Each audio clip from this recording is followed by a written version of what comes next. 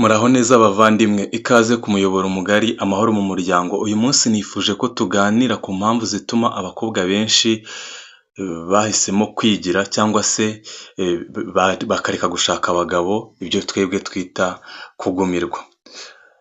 Si uko aba bakobwa bangana cyangwa se batagira urukundo, ariko hari ibibazo bose bahuriraho kandi bibatera nyine bibatera icyo kibazo cyo kuba bagumirwa. Reka tubiganireho mu magambo makeya. Dore ibintu 10 rero bituma abakobwa benshi bahera ku ishyiga badashaka abagabo, kuko bababuze cyangwa se kuko babuze abo bifuza bahwanye n'ibyifuzo byabo. Ikintu cya mbere, abakobwa kubura abagabo babubaha. Abakobwa benshi bahitamo kwigira iyo babuze umugabo ubitaho, ububaha kandi ubafata nk'abantu bafite agaciro. Kabiri, kubura amahoro mu rukundo. Iyo umubano wuzuyemo amakimbirane, gutukwa, guhozwaho stress cyangwa se inkeke, bamwe bahitamo kwigira aho gukomeza kubabazwa. Gatatu, iyo umuntu ahora ahemukirwa cyangwa abeshywa, bituma atizera abagabo bose. Akavuga ngo uwa mbere arambabaje n'undi arambabaje, nabwirwa n'iki ko n'uyu atari uko. Icya kane, ibikomere by'urukundo rwa mbere. Ibyabaye nabi mu rukundo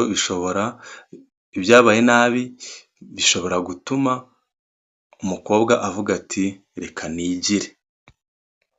Gatanu, kubura inkunga y'amarangamutima. Abagabo bamwe na bamwe bananirwa kumva no gushyigikira abakunzi babo mu byiyumvo cyangwa se mu marangamutima yabo. Ibyo bigatuma abakobwa bumva nta muntu bashyigikiye mu byabo, mu bitekerezo byabo cyangwa se mu ko biyumva, bagahitamo kubaho bonyine.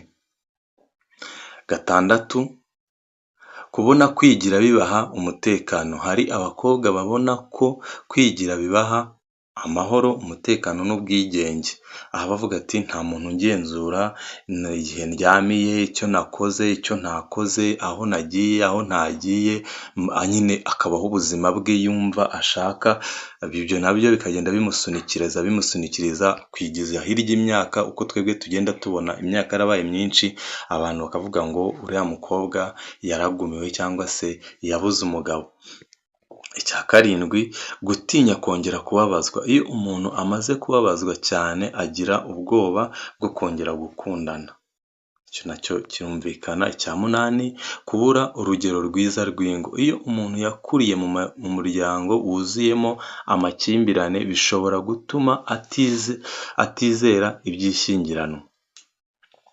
Ahangaha ndagira ngo ubyumve ko niba umwana yarakuriye mu muryango urimo amatiku, urimo intonganya, hahandi ababona papa na mama barwana babyuka baserera, abaturanyi abona ari hasi hejuru, inshuti ze akabona uwa mbere arasenye, akabona uwa kabiri nawe arasenye, uwa gatatu nawe arasenye, bituma avuga ati n'ubundi se ko n'abambanjirije mbona byanze, ubundi ibingibi nabijyamo ngo bigende bite. Bigatuma noneho byakwiyongeraho kuba wenda yarabikuranye cyangwa yaragiye yumva izo nkuru kenshi. Dore nk'ubu ngubu abagabo basigaye bica abagore, abagore bakica abagabo bya buri kanya, akavuga ati singiye kujya muri uwo mubano. Ibyo bigatuma uko iminsi ishira, umwana w'umukobwa agenda ahunga cya kintu cyo kuba umugore cyangwa se gushaka umugabo. Twebwe twabireba inyuma tukavuga ngo yaragumiwe. Icya 9, gushyira imbere iterambere rye. Hari abavuga bati reka mbanze nige, yego nshaka amafaranga, ngere ku nzozi zanjye z'ibyo numva nshaka kuzageraho mu buzima bwanjye, maze ubundi wenda nzabone kujya muri urwo rukundo cyangwa se nanabyihorere. Bamwe bahitamo kwiyubaka mu bukungu no mu nzozi zabo, aho kwinjira mu rukundo rudasobanutse. Icya 10, kubura urukundo nyarwo. Iyo umukobwa atabona urukundo nyarwo, aravuga ati ni byiza nigira, cyangwa se ni byiza ko nigenga njyenyine. Mu by'ukuri rero ibi bintu byose tubonye 10 haruguru, bigaragara neza ko ibintu binyamukuru bituma abakobwa badashaka abagabo ni uguhemukirwa cyane cyane, kuko cyangwa se inkundo za mbere baba baragiyemo zikanga kugenda neza zigaferinga, bigatuma bumva ko n'izindi zose bashobora kuzajyamo nazo zizaba ari mbi. Ariko nshaka kukubwira cyane cyane wowe unkurikira cyangwa se wowe uri kureba iyi videwo, menya neza ko burya ahazamuka niho hamanuka, kandi umuntu ajya kwa muganga akabyarirayo, undi akajyayo agapfirayo. Bishatse kuvuga ko ibyiza wabuze bwa mbere ushobora kubibona bwa nyuma. Nta mpamvu yo gucika intege kandi nta n'impamvu yo kutongera kugerageza, kubera ko ntabwo abagabo bose ari bamwe, kimwe n'uko n'abagore bose atari bamwe. Buri muntu wese aba yihariye ku giti cye. Ushobora kuba waraciye mu nzira ugahura n'abantu babi, ariko ntabwo bivuze ko iteka uzahora uhura n'abantu batari beza, kuko hari ingero z'imiryango myiza kandi yubatse imeze neza. Kwihangana, kuganira no kubahana nibyo byubaka urukundo, ariko nanone kwigira nabyo ni igitekerezo cy'umuntu ku giti cye. Ntabwo ntawagutera amabuye, kuko ni uburenganzira bw'umuntu. Hari igihe ushobora kuvuga uti njye nzabaho njyenyine gutya, nabyo birumvikana n'ubushake bwawe, ariko jya umenya ko burya urukundo rwiza rufite agaciro katagereranywa, kuko niba waravutse ukavuka muri famiye, byanze bikunze biba ari byiza ko nawe ugira famiye igukomokaho, kugira ngo umuryango ukomeze waguke. Ndabakunda cyane rero nshuti bakunzi b'amahoro mu muryango, nizere ko mumeze neza, kandi nizere ko iyi videwo hari ikintu ikunguye. Niba hari ikintu iyi videwo igufashije cyangwa se ikunguyeho igitekerezo, byaba byiza ukanze like, ukanayisharinga ku nshuti yawe imwe cyangwa ebyiri.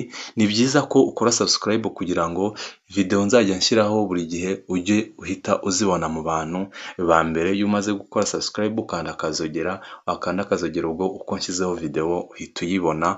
Ni byiza cyane. Niba uri umuntu ukunda amahoro, niba uri umuntu ukunda ibintu inama nk'izi ngizi, cyangwa se n'ibindi biganiro bigiye bitandukanye bivuga ku rukundo, imibanire n'abantu, n'ubuzima busanzwe, ni byiza ko ukora subscribe, kuko uwo ni wo murongo mugari w'iyi channel yacu kandi yanyu.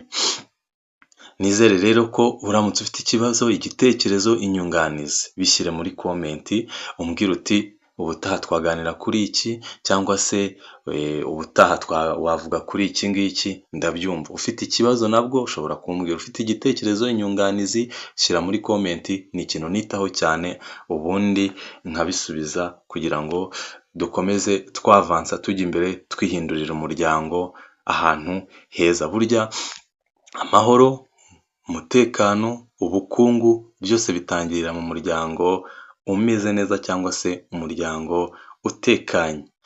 Aha ni mu muryango rero w'amahoro, amahoro mu muryango.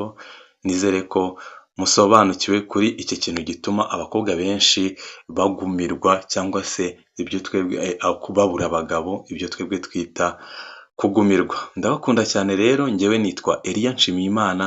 Nizere ko hari icyo iyi videwo igufashije. Reka dusubire muri videwo zitaha. Bye.